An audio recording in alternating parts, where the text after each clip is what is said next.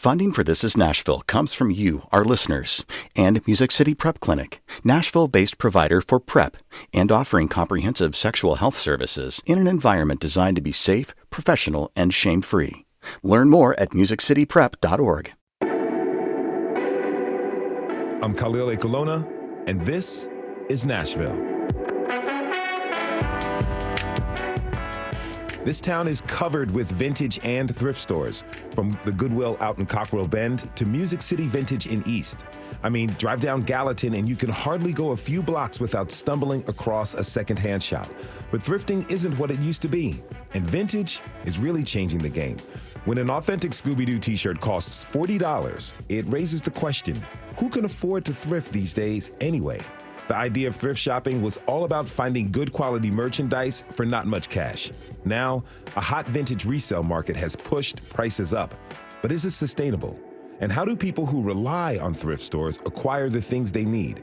Later this hour, in honor of National Thrifting Day, we are re-airing our March episode on thrift and vintage shopping.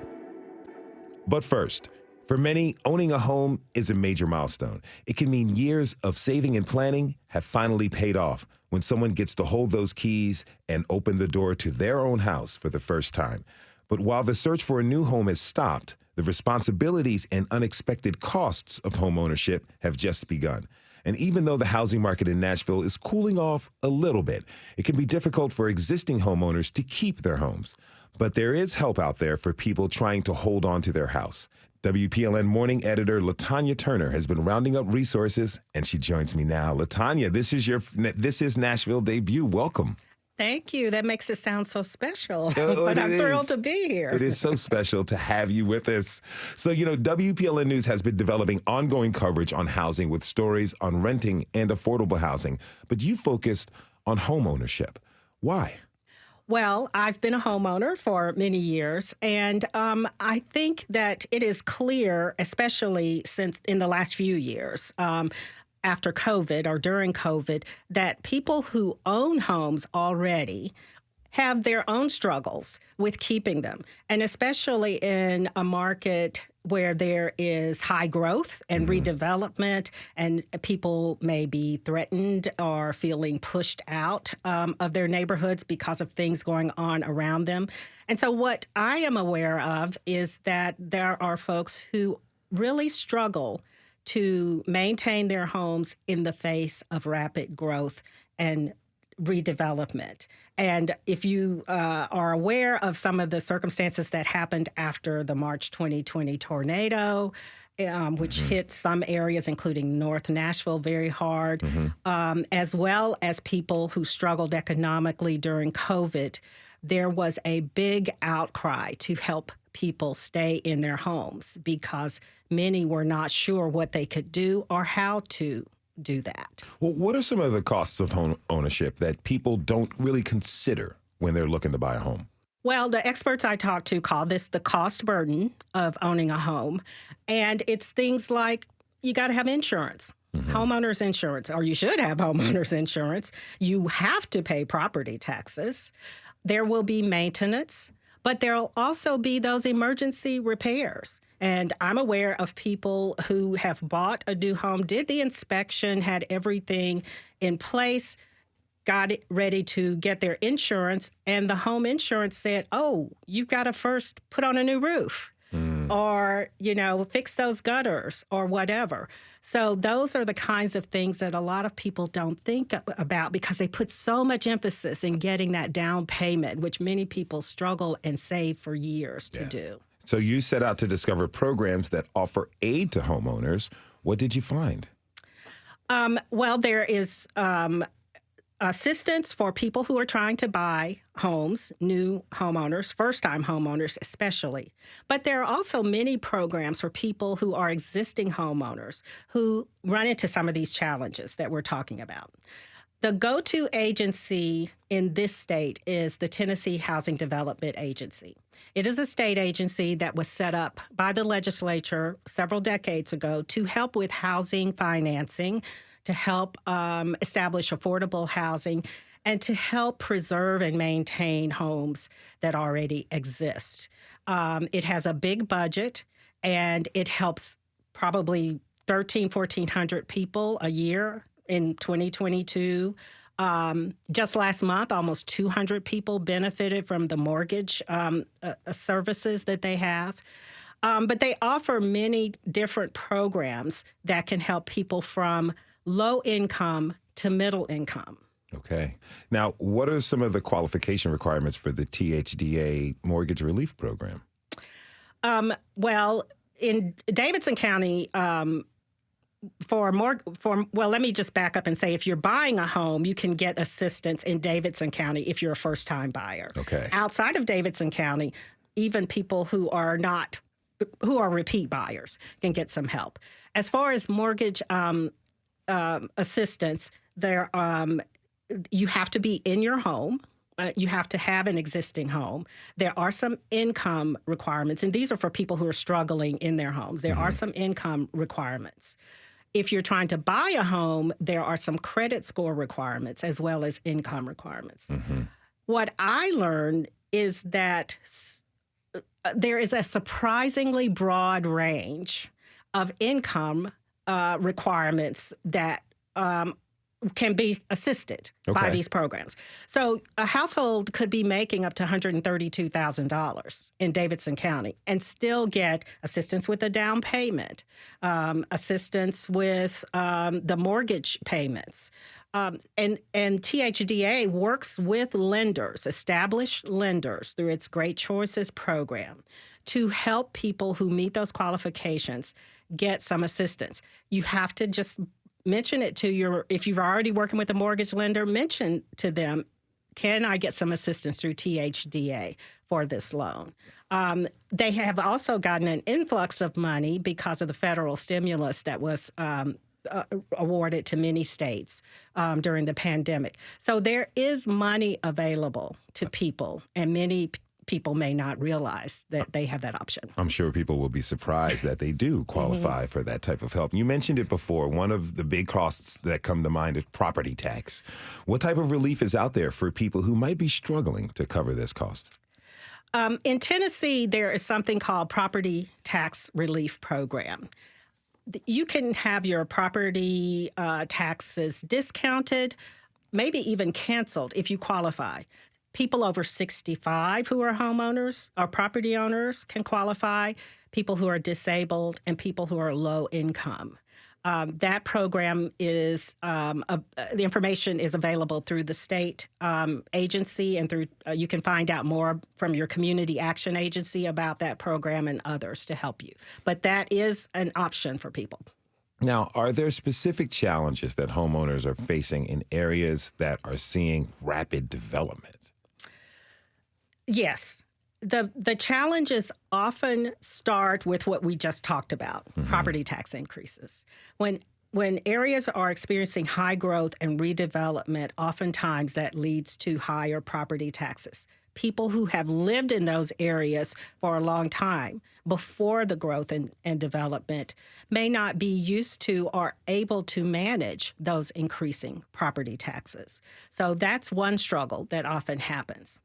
There can also be struggles with codes because when development happens, a lot of times new developers, new homeowners come in and they have certain visions for their community and may not be taking into account the pre-existing residents and character of that community. And so we've even done stories here on This is Nashville about codes being weaponized in situations like that. So suddenly you've been somewhere 20 years and you're getting notices from codes that you got to repair your door or your fence or whatever.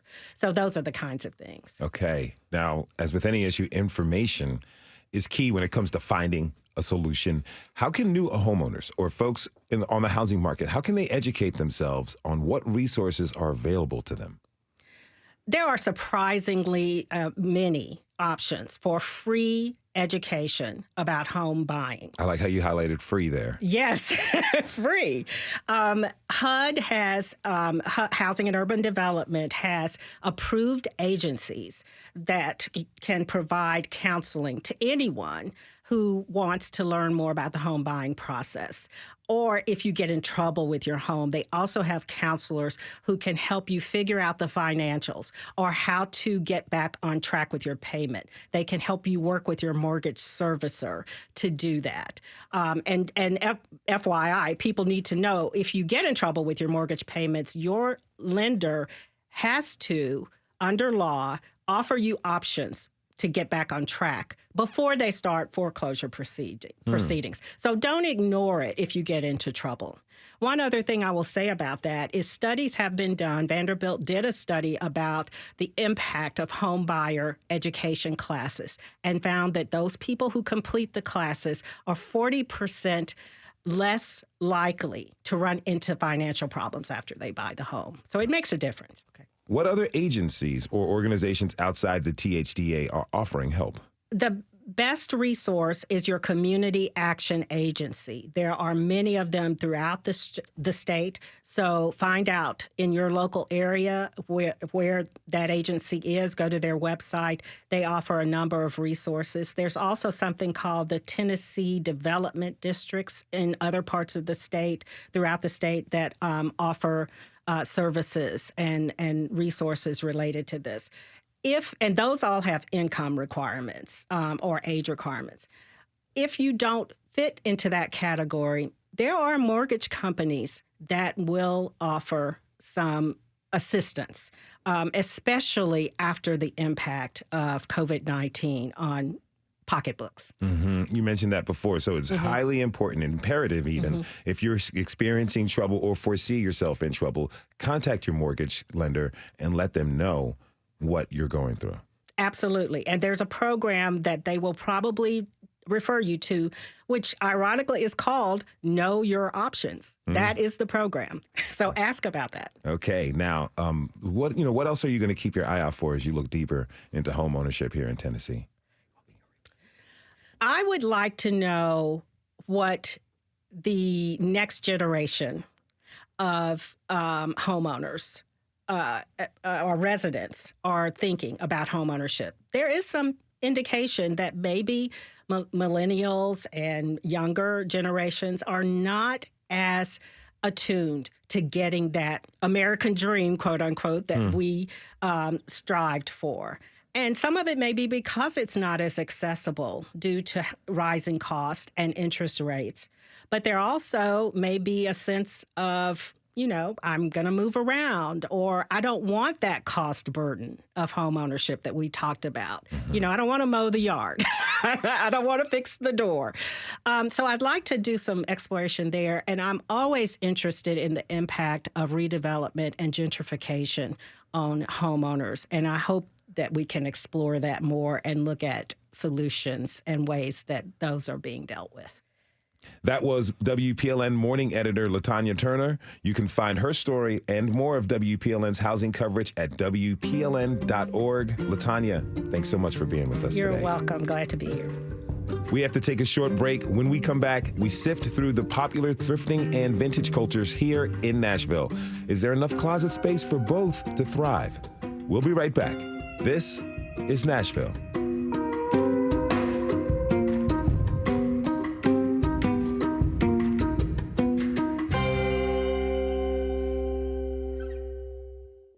Funding for This is Nashville comes from you, our listeners, and Music City Prep Clinic, Nashville-based provider for PrEP and offering comprehensive sexual health services in an environment designed to be safe, professional, and shame-free. Learn more at musiccityprep.org. I'm Khalil A. Colonna, and this is Nashville. Goodwill, the Salvation Army, and mom and pop secondhand shops are great places to score some cool, and this is important, cheap threads. Sometimes that old button-down one person was totally done with is a perfect work uniform for another. Maybe it's a funky 80s sweater or a pair of jeans that seem barely worn. There are even designer clothes buried deep in the racks sometimes. Thrifting for a bargain or scoring a vintage find is a lifestyle for some of us. For others, it's a necessity. Today's show is all about the Nashville thrift and vintage scene. Let's first talk about thrifting, something my next guests know a lot about. Joining me now are Aaron Gabriel, Social and Digital Media Manager at Goodwill of Middle Tennessee, and local thrifter and reseller Anita Smith. Welcome, both of you, to This Is Nashville. Anita, let's start with you.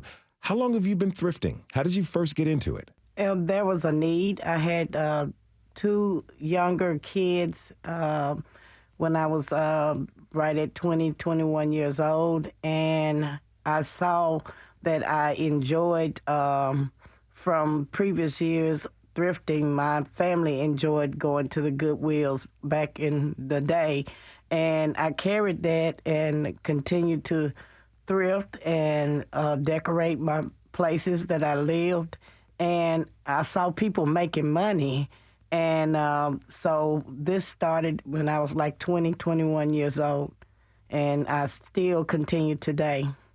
Now, it sounds like thrifting was a necessity, am I right? It was a necessity. It's getting quality stuff, the best for the buck.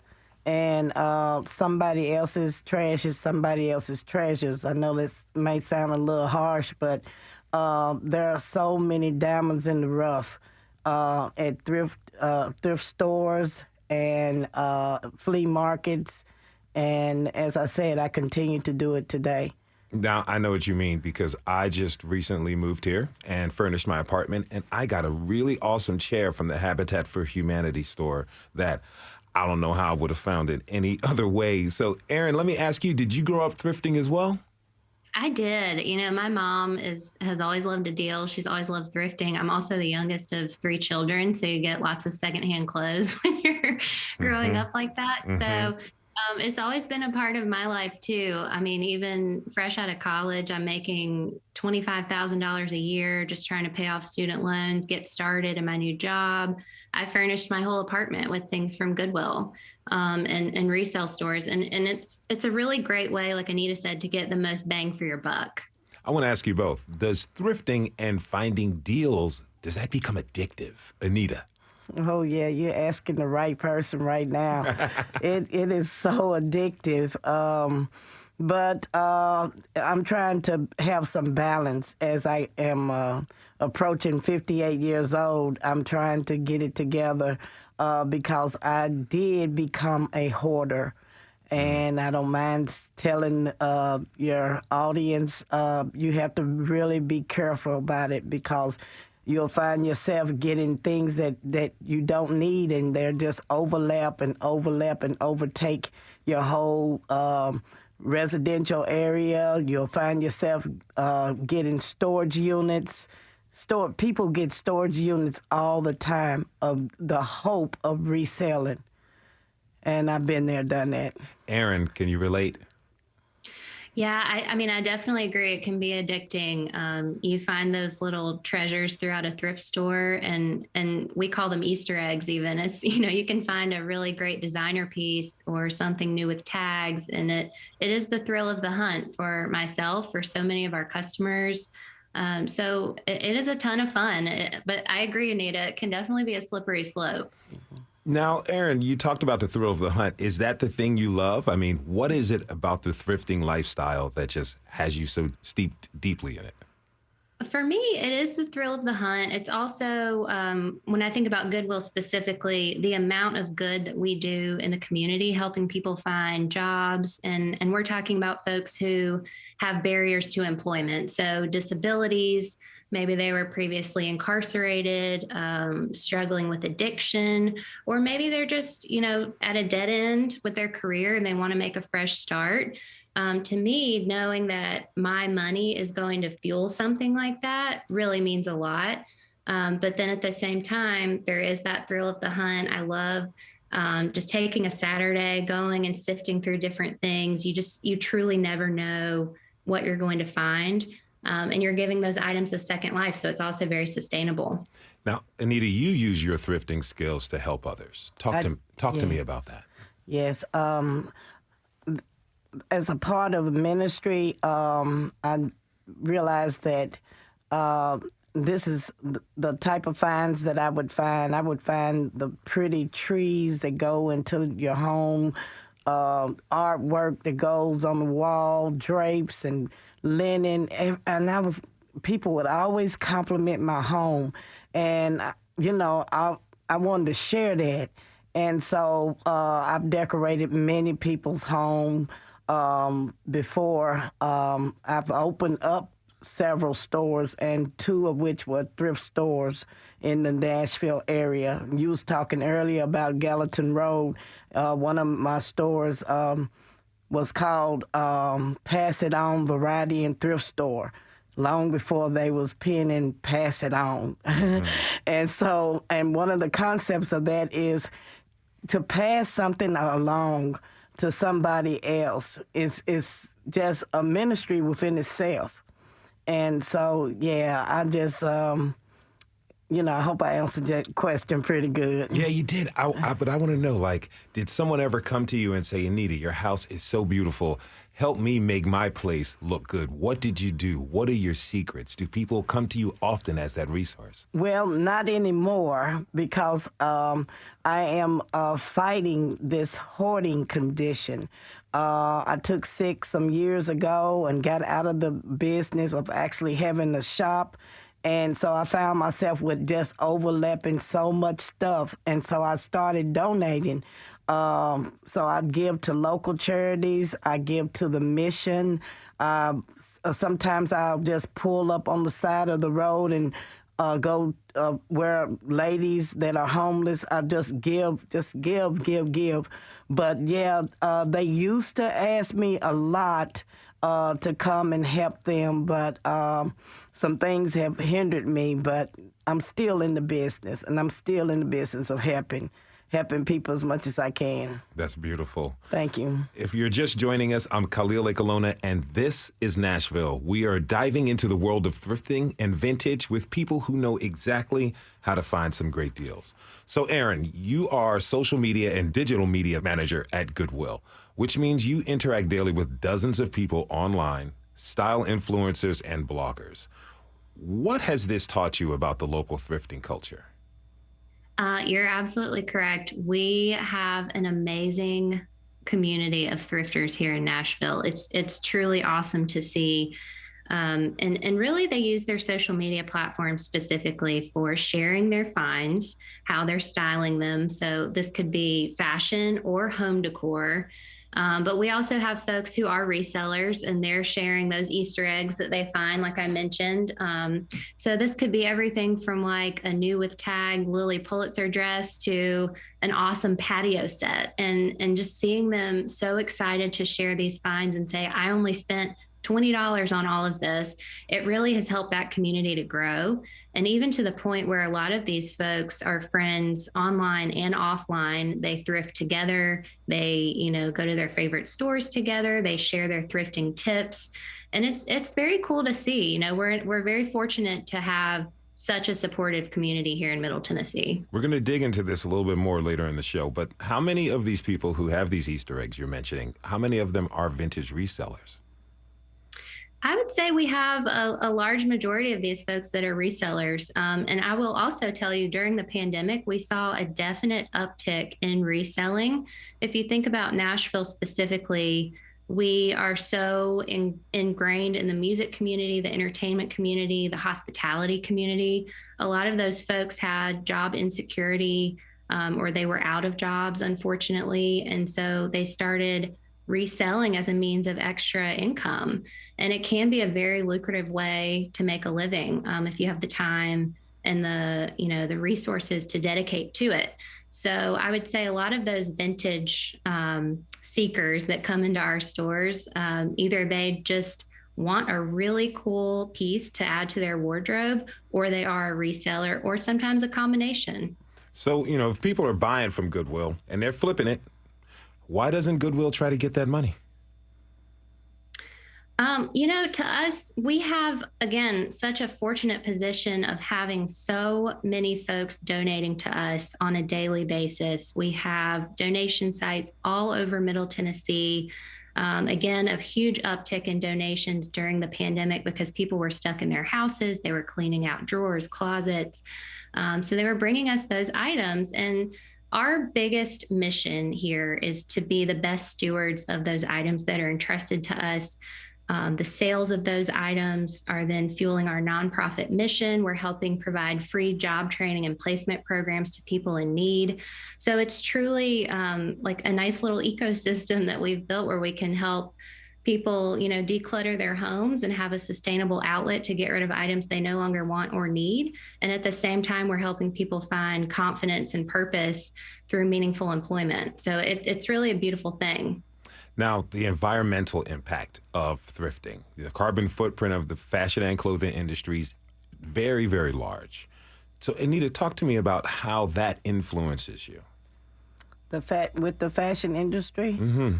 I used to be one of the sharpest dressed women in church, business attire. And I just, in 2009, I was homeless in the streets of Nashville and going through a domestic violence situation and housed at a local shelter and reduced to 2 bags of clothing that you could get in a Kroger bag. And I realized then more than ever, I said, hey, I don't need a lot of stuff. And what I need when I started regaining my wardrobe and buying again was nothing but the Goodwill. I refuse to hardly go into any retail store, the Goodwill, the flea market. You can find everything you need and more. And for a nominal price that you could save. So if you can save and cut your price that you buy something for 70%, that 70% can go towards something else. And as we see what COVID has done for the world, I think this is a good time to get thrifty if you're not thrifty. Talk to me about that, Aaron. Here, and Anita just mentioned that through the situation in life, she decided to strictly from here on out, if I'm right, you're just buying thrift stuff. Yes. And how that impacts the fashion industry. So many clothes are produced and purchased. You can go to shopping malls and we see constant season changing in clothes. What is the impact of thrifting on our global climate? The impact can be monumental, quite frankly. Fast fashion is so bad for our environment. More and more people are kind of awakening up to that fact and totally shifting how they shop. So seeking out secondhand items first before going to a big box retail store or a mall or even shopping online. The amount of water that's saved, the amount of pollution that is saved, it's truly, it's kind of overwhelming when you really dig into more of the numbers.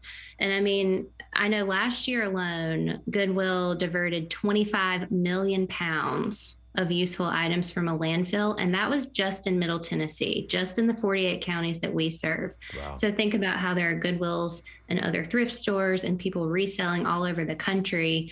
It is definitely on the rise, but if more people did it, that impact to the environment and kind of cleaning up our act would be much greater. I want to come back to affordability. We were talking about that a little bit earlier. Anita, you thrifted out of necessity, but from your perspective, is secondhand affordable in Nashville these days? Now, Aaron, hi. I worked for the Goodwill at one point in life, and there were things in there that I couldn't afford. Not to cast a shadow on that, but when you're talking about versus retail and secondhand, it's still a good price, but some things are just not affordable even to people that are dealing with some poverty issues.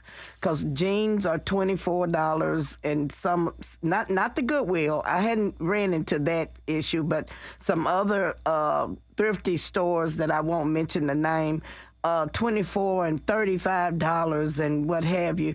People that want nice quality stuff can, if they're on a budget, they're on a budget. They have X amount of dollars, and to go into the store, they still have to pick and choose. But one of the greatest things about most of the thrift stores in and around Nashville is they have special days. They have senior day, they have teacher day, they have blue tag day, yellow tag day. And so you just have to, budget and go in there, and you're going to find something. It may not be what you want, but you'll find what you need. Aaron, do you think, I'd like for you to respond to that. Do you think that it's affordable or even more difficult for people? I think to Anita's point, there are so many opportunities to save on prices that are already low in a thrift store. Like she mentioned, and Goodwill's included in this, we offer 50% off every single day of the week when you shop our color tag of the week. And so that changes. It's on a constant rotation. It changes every Sunday. We announce those colors on our website, on social media. Again, that's another thrill of the hunt, Easter egg component, because people get so excited to find those color tags. And then even on Sundays, we offer 99-cent items. So you can really save a lot of money if you are smart about it, if you take the time to really go into a thrift store and look. But, our retail associates are working really hard to make sure that all of our items are priced in a way that is a consistently great deal for our customers, because that's really what we want to provide. We want to be attainable. We want to be very affordable. We want them to find awesome deals on things that they want or need. At the same time, maximizing, like I said, the return on those items that are entrusted to us and making sure we can keep fueling our nonprofit mission. So it's definitely a balancing act, but we work really hard to be very affordable for the masses. We're about to take a quick break, but I want to ask you both, is there a sense of community among thrifters? Anita? Oh, yes. Oh, yes. There's a meet and greet place in a lot of places that people regularly come out and they shop. There are some people that shop every day. The stores are open and they know the kids. They bring their families in. They share the great finds that they have found. I'm sporting a red purse today that I got at the Goodwill. I think I got it for like $3, and I'm like, okay, that's my pretty red purse. And so, yeah, there is community, and people generally care. It's something about it. It's almost like a family structure. Even when I worked at the Goodwill, it was just a family structure. So people care. People care. Aaron? I agree with you completely, Anita. We have customers who are regulars. They come in multiple times a week, whether or not they're resellers. They have their favorite stores, and they know our employees. We know them. We know their kids. We see their kids grow up. It's really a beautiful thing. And then you add into that aspect of the fashion lovers and people just really wanting to show off their Goodwill finds and see what cool tips and tricks they can share for thrifting. There is a definite community there, and it's very, very cool to watch. That is Aaron Gabriel with Goodwill, Middle Tennessee. Aaron, thank you for joining us. Master thrifter Anita Smith is going to stick with us through the break. When we come back, we'll turn to the growing world of vintage clothing and meet a few local shop owners. We'll be right back. This is Nashville.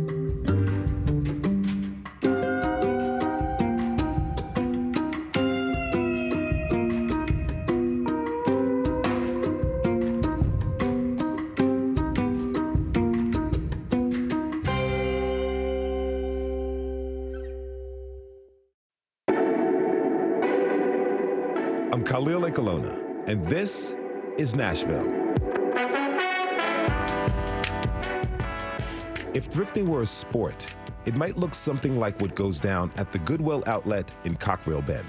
Thrifters will spend hours there, waiting for fresh boxes to hit the floor. And when they do, it's a mad rush to grab the good stuff. It's a busy Thursday afternoon at the Goodwill in Cockrell Bend. So right now we got people ripping and roaring through boxes of clothes. That's Matthew Burdine. He goes by Breezy.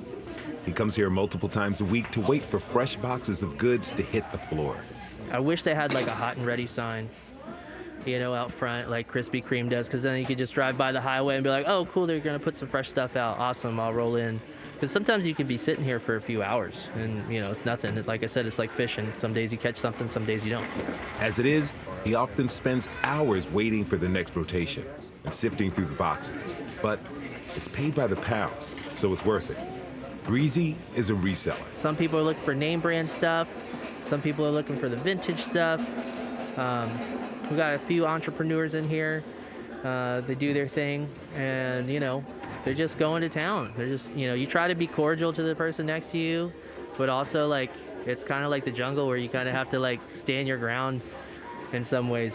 Sometimes people get a little too overwhelmed. Sometimes people get a little too aggressive, and you got to kind of let them know like, hey, back up. You're invading my space. So on the whole, Breezy says there's a real sense of community here between the resellers like himself and the Goodwill employees. I mean, you're seeing these people every day. I like to think like, with the people that actually work here and get paid by the Goodwill to work here, like they're no different than the people that are coming in here and trying to work and build a business. I see everybody as coworkers, so it's like, you put out a little bit of kindness, sometimes you get some back, It's just like, try to make it work for everybody, try to help out where you can, and try to be kind and hope for the best. Try to be kind and hope for the best. Man, that's something we could all live by. So this kind of thrifting is pretty common among resellers like Breezy. While thrifting is thought to be accessible to everyone, vintage clothing has become a lot more expensive and exclusive. Let's dig in a bit more now into the business of reselling and how our local vintage sellers are scoring those rare finds. Joining me are Tammy Pope of Live True Vintage in Old Hickory and Justin Allman from Music City Vintage in East Nashville. I'd like to welcome you both to the show. And I want to start with what we just heard, resellers hitting the bins at Goodwill. Tammy, does that bring back memories? Yes, to about Monday of last week. I actually know Breezy. I was surprised to hear him on here. I'm kind of a regular out there when I can. I love to pick, so the bins are just a natural time killer. I love it. Justin, what about you? Yes, absolutely. That's where we started out during our business, kind of just collecting as a whole. We know Breezy as well, so it is funny that we said it. But yeah, that's where we started as well. Dare I say that Breezy is the most popular thrifter in Nashville, possibly. Now, Anita Smith is still with us. As we were listening to Breezy, I saw you nodding your head when he was talking about the bins. So has it ever become hectic or uncomfortable when a lot of people are hitting the bins when that hot and ready sign is up? Yes. I was shaking my head because I could picture that being in the midst of all the chaos. Usually on a typical day it goes well, but there are rules to it. You can't start looking until they say start looking.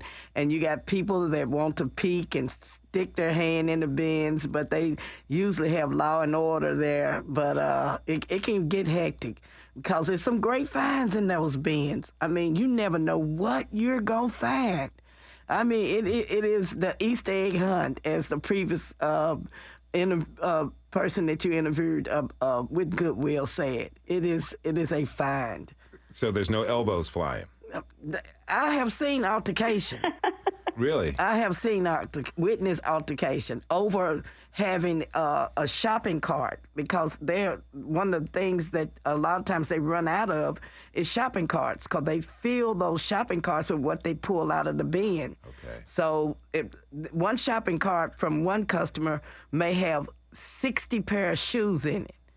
Well, they need another shopping cart and another shopping cart, so they even have their children hold on to the shopping carts. Wow. So, but if you go in there, you need a shopping cart, it could get crazy. Okay. Yeah, but they usually hold it down. The Goodwill employees hold it down.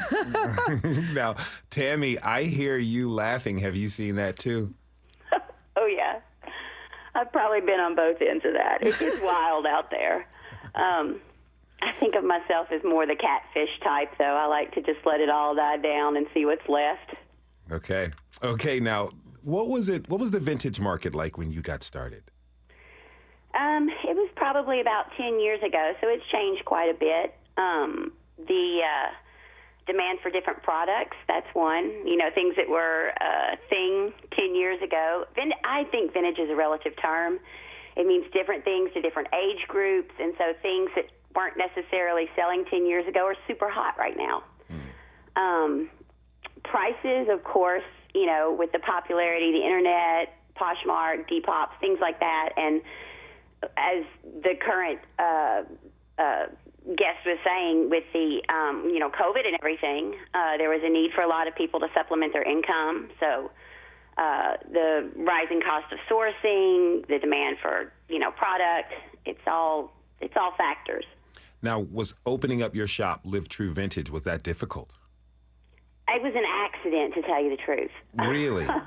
I quit a job. I'd been at a job for 17 years, and it was just soul-sucking. And I figured if I was miserable, I could be miserable anywhere. And if I was working class poor, I couldn't do much worse if I, you know, just selling what I could. And so I actually started with a little bus that I rat-rotted at the flea market, the Nashville flea market, when there was probably only a handful of dealers out there then, maybe 5 to 10 of us.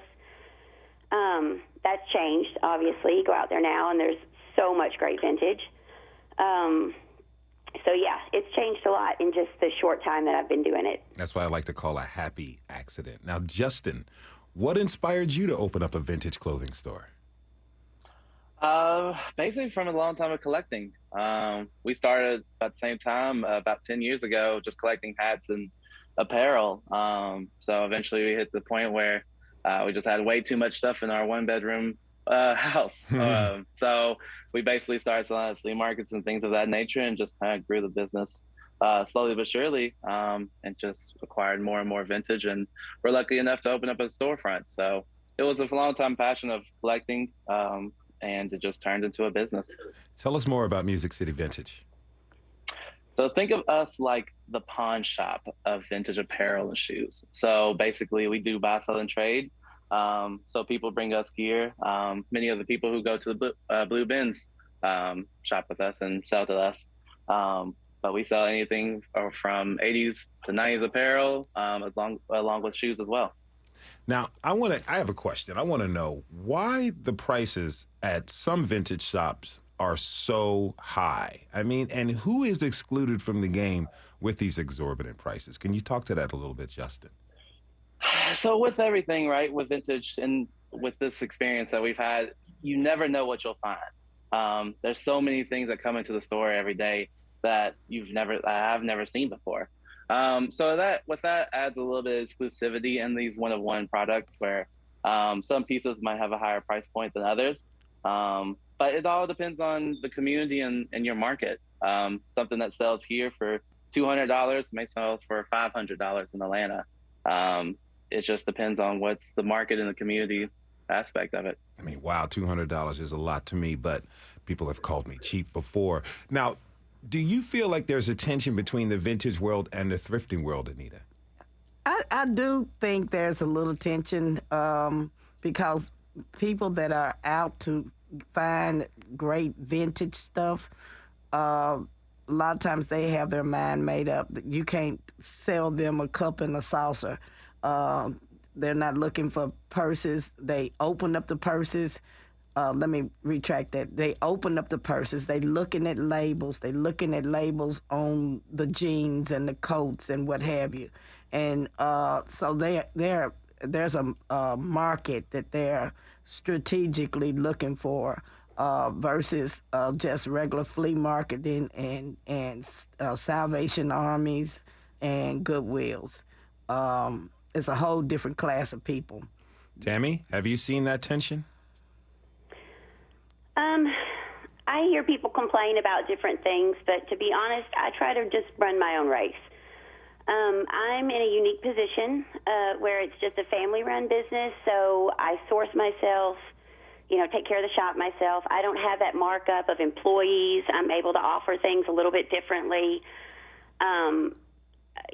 What somebody else does with their business and why they're doing it and how they source and what they've had to pay for that, I just figure, I know what I would and wouldn't pay. But there are different markets, and customers that are looking for different. Some people don't care what they pay; they just want to walk in, find a beep shirt, and drop a card, and it's not important to them. And others, they want something nice, and they can't drop $200. It's a car note for some people. So, there's a significant difference in price between a lot of the shops, but I don't think it's really, for me, I try not to really care what anybody else is up to with their place. I'm Khalil Ikalona, and this is Nashville. This hour is all about the thrift and vintage scene in town. We're visiting now with a few local shop owners. Mark Davis is another reseller we met at Goodwill in Cockrell Bend. He started reselling when his construction work started slowing down to supplement his income. And I do it, like I said, after from 12 to 1. If I was here and did it, and I have another project management on remote job too, so I do that. But if I were to do this 9 to 5, and we watch videos, he sent me videos all the time of people making $100,000 doing this stuff. You know what I mean? So, but like I said, it is a hustle. It's not, you can't do it, 30 minutes. You walk in here for 30 minutes, you're not gonna find much. So you just have to, it's a lot of it's luck, but you got to be here to get lucky. Like I said, if you're not here, you're not going to get lucky. So Mark says there's a lot of luck involved. Justin, do you agree? Absolutely, because you never know what you can find there. One day you might, find just a Titans tee. The next day you might find something from Grateful Dead. So there's plenty of time and devotion that people have to do each and every day just to make a living. Many of these individuals are full-time at the Blue Bins and at Goodwill. And, some days they're lucky, some days they're not. So, Tammy, do you feel like luck is involved as well? Well, sure. I mean, if you're at a place at the right time when they put something out. But I think there's a lot of skill involved, too. Only because I've been so fortunate, speaking of the bins, to find so many things that are just right there out in the open with, and of course everybody's not looking for the same thing, but knowing your textures, hues, fabrics, what reds they didn't use past 1960, whatever, that things that pop out like that to somebody to do. So there's a lot of skill involved too. I used to wait in front of a Goodwill when they would bring out records on Tuesday. I love to collect vinyl. And I would always wait for those bins, so they knew to keep some things aside for me. But Justin, I want to jump to you real quick. Your shop is located in East Nashville, and it was destroyed by the tornado back in 2020. What did you do to bring your business back? A lot of support from the community, honestly. Of course, during that time, probably about 70% of our inventory was gone from the tornado. So we had a lot of help from the community, GoFundMe, of course, and luckily we were able to scavenge around and pull some apparel to sell again. But really, it just was a lot of help from the community, and luckily we found a good place to start once again. And we had, of course, people from the Blue Bins sell us product during our downtime. So luckily we were able to build up this new one, and we're very fortunate to have it. Last question I'd like to ask to all of you. It seems like thrifting and vintage is huge here in Nashville. So what does it mean to our city and community? Anita, you go first. It brings people together on the same level where they meet. They look forward to the yard sales. They look forward to the vintage stores. They look forward to the Goodwills. And it's almost like in most households that this is a tradition. And I don't see it going anywhere. I see it increasing. I see that there are going to be more consignment stores, more thrifty places, because like right now there are pawn stores, actual pawn stores, but this is a whole new twist. There's a whole new market of people that are looking to save, looking for great quality stuff and looking to save, and by any means necessary. Justin. It's significant. I mean, Nashville has grown as a whole in the past 10 years, and one of the hugest aspects of it is the vintage community. There's so many people who have dedicated their time, especially during COVID, to making it their full-time job. So I think people are always going to want that one of a kind thing that you can't find like anywhere else. So I continue to see it grow significantly, especially within the Nashville community. So it's great people around, and people are great at doing it. So I think it'll just continue to grow. Tammy, close us out.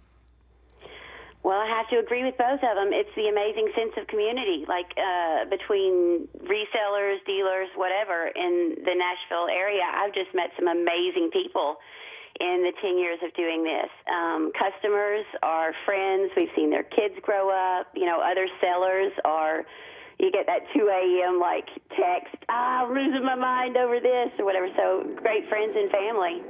That is Tammy Pope. She was joined by Justin Allman and Anita Smith. I can tell you this, everybody. I can see the smile on Anita's face right now, and I can hear the smiles on the rest of our guests' faces. Thanks to you all for joining us. That was a lot of fun. All right. This is Nashville is a production of WPLN News and Nashville Public Radio. Listen back at thisisnashville.org or wherever you get your podcasts. Our producers are Steve Harouche, Rose Gilbert, and Tasha A.F. Limley. Our digital lead is Anna Gallegos-Cannon. Michaela Elias is our technical director. Our executive producer is Andrea Tudhope. The masterminds behind our theme music are Laurent and Demir Blade. The conversation doesn't end here. Tweet us at This Is Nashville. Find us on Facebook and Instagram, and tell us what you want from our show by filling out our quick survey online. This is Nashville. I'm Khalil Ekalona. We'll see you tomorrow, everybody. And be good to each other.